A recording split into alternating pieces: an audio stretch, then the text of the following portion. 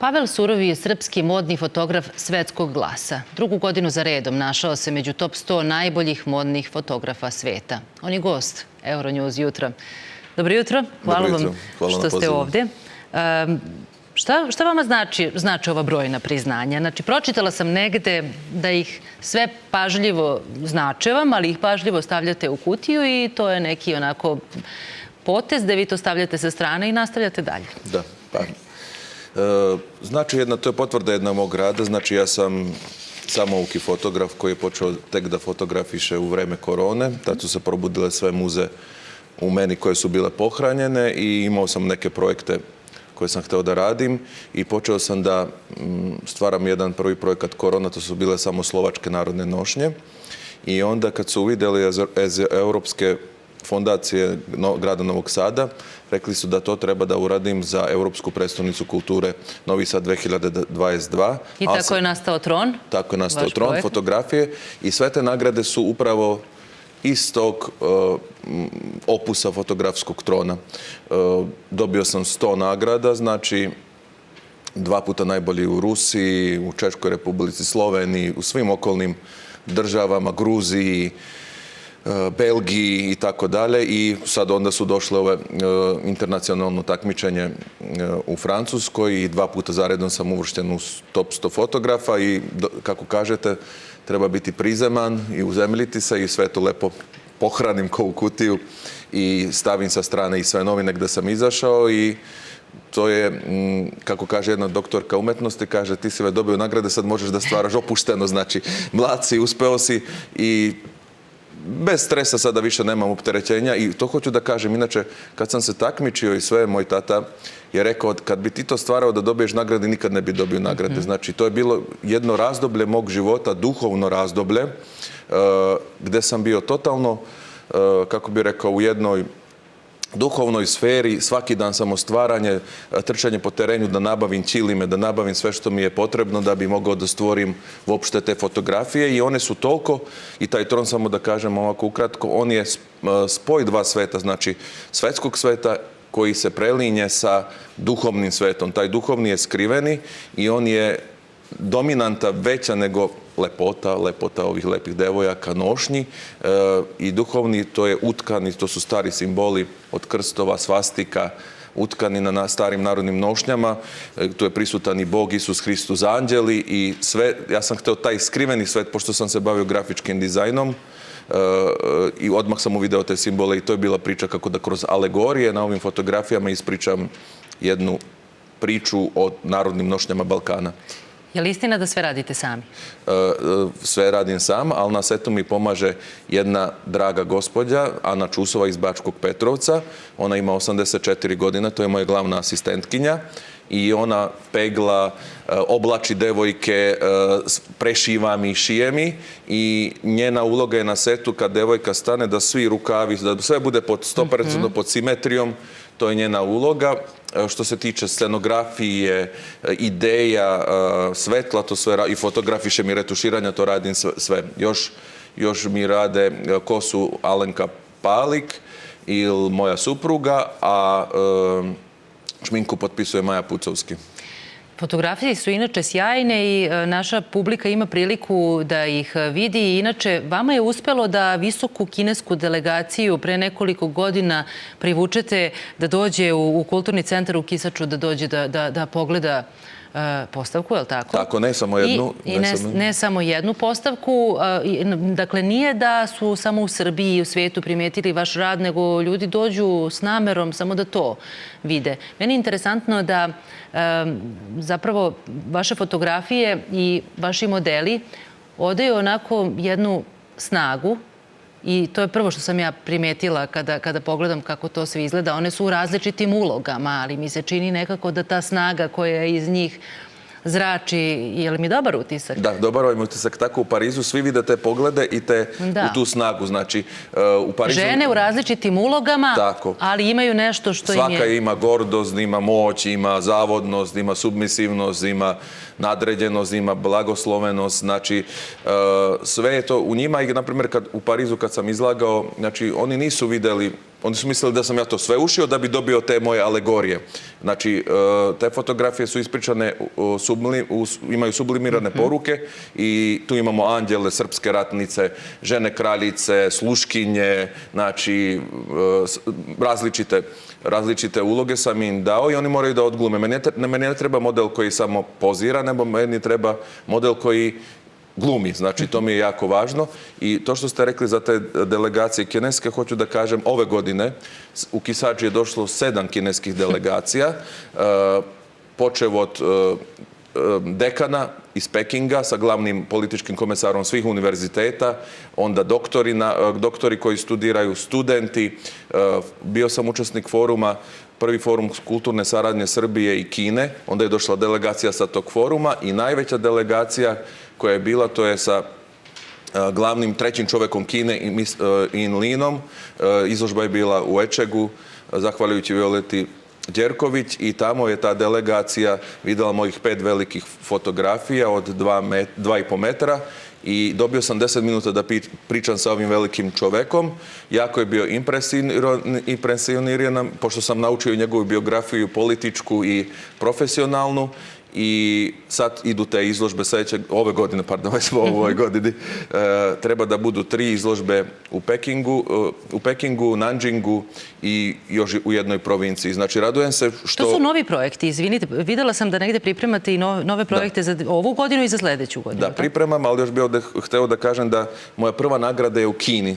2010. kao grafički dizajner isto samo sam pobedio sve grafičke dizajnere sveta i dobio nagradu za najbolji brand 2011. godine i sad mi se ta Kina vraća posle 14 godina i radujem se što će moći da vide i u Aziji, znači, sve ove fotografije. Pripremam 2-3 nova projekta. Evo, sa gospođom Čusovom sam se baš čuo prekjuče. Sad kupujem iz celog sveta različite elemente, od starih udajnih kruna preko kruna iz Napoleonovog doba i tako dalje, haljina, viktorijansko, edvardijansko doba i bit će jedan novi etno projekat koji će biti isto tako zanimljivo. Još hoću da kažem Svet surovog Mira Brtkova, to mi je bio ove godine na Kaleidoskopu kulture, znači na otvaranju, znači jedan projekat posvećen najvećoj srpskoj umetnici slovačkog porekla, Miri Brtkovoj, od koje sam kupio haljine posle njene smrti i onda sam sve napravio magične svetove, od scenografije, čarape, cipele kupovao po svetu, oglavlja, minđuše i za 2 dana je videlo u Novom Sadu na otvaranju Kaleidoskopa 15.000 posetilaca, to mi je veliki rekord i sad ta izložba planiramo sa predsjednicom pokrajinske vlade da plasiramo tu modnu reviju i tu izložbu negde u svetu. Vrlo ste posvećeni i vrlo onako vodite računa o svakom detalju kad radite, a evo sad iz ove vaše priče nekako stičem utisak da je tako i sa svim ostalim stvarima u životu. Kako se biraju? Malo pre ste rekli jednu interesantnu stvar, da model mora da iznese to što nosi. Kako se biraju modeli? Koliko je li teško da izvučete to je jedan moment fotografija i sad treba da uhvatite te model? Tako, ceo dan radimo, jako je teško, puno puta ne uspemo da izvučemo, pošto moje fotografije nisu puke fotografije, one približuju se uljanim platnima i puno ljudi se zabuni da su to uljana platna. Znači, radim renesansno, kako bi rekao, barokno, svetlo i jako je teško, prvo zagrevanje, svaki model prvi sat ništa nema, mora da se ugreje. Znači, kako to izgleda?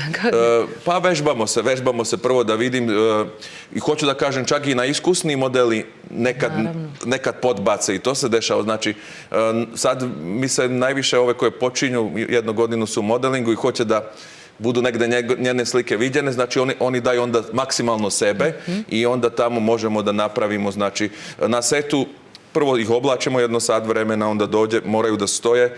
Jako je teško, naporno, moraju biti fizički pripremljene, jer je to ceo dan rad. Ako imam 2 fotografije, znači jedan portret i celu figuru, ja sam zadovoljan, ali to mora biti u rangu svetskih, inače ne bi bile nagrade.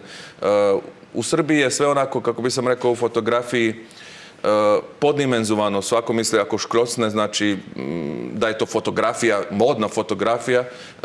Ja radim jako studiozno, znači 7-8 svetli, znači to su sve pripreme, znači imamo dimenzije u fotografiji, prednju dimenziju modela, subjekta, zadnju dimenziju, znači i sve to moramo da uklopimo da bi kad izbacim neku fotografiju na takmičenju ili na socijalnim mrežama, da ljudi kažu wow, kako je to napravljeno. I to divljenje, onda kad dobijem...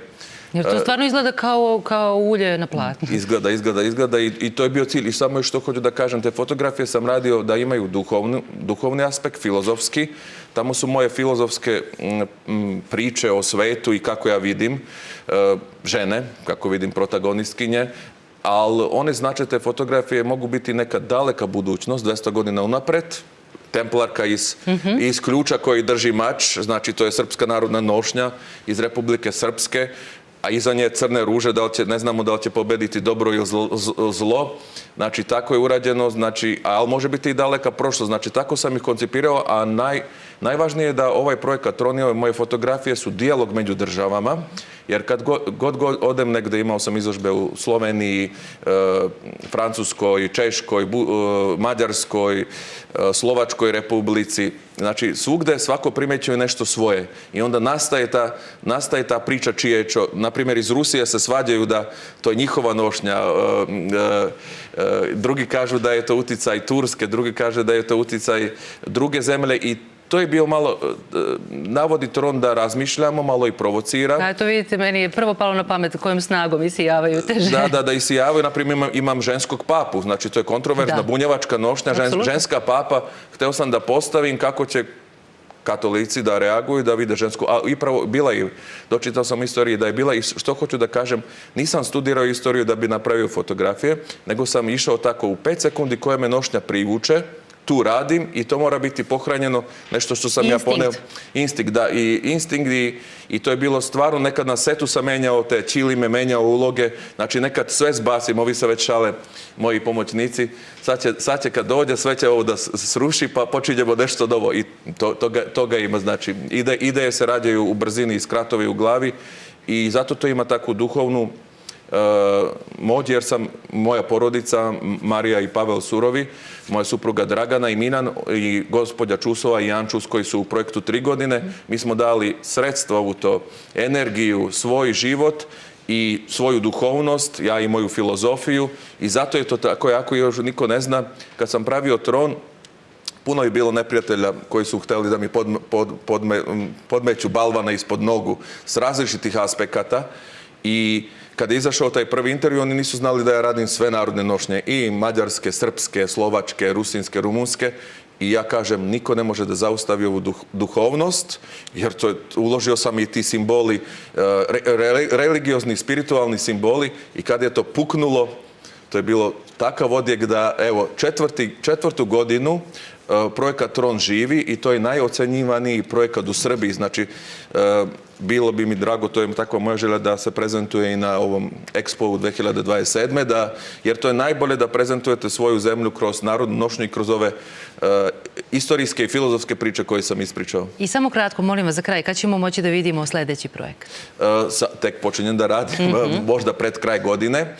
Uvek radim tako da izbacim prvo demo. Šta se dešava? Ja kad najavim neki projekat, odmah mi svi kradu projekte. I onda sam rekao, više ne najavljujem projekte, nego napravim, na primjer, 6 modela kao demo, napravim neku promociju toga i onda nastavljam da radim da niko ne može odmah da... Pred kraj godine, znači jedan projekat je onako... Mora se puno raditi na njemu. Pripremam vam još jedan koji je malo lakši, malo će biti drugačiji nego do sada i tako trudim se. Samo zdravlja. I zahvaljujući Bogu moram da kažem ovako, da nije bilo podrške i porodice i Bože blaženosti, ne bi bilo ovako ni nagrada, ni svega ovoga. Pavel, mnogo vam hvala što ste bili gost Euronews jutra. Hvala vam puno na pozivu.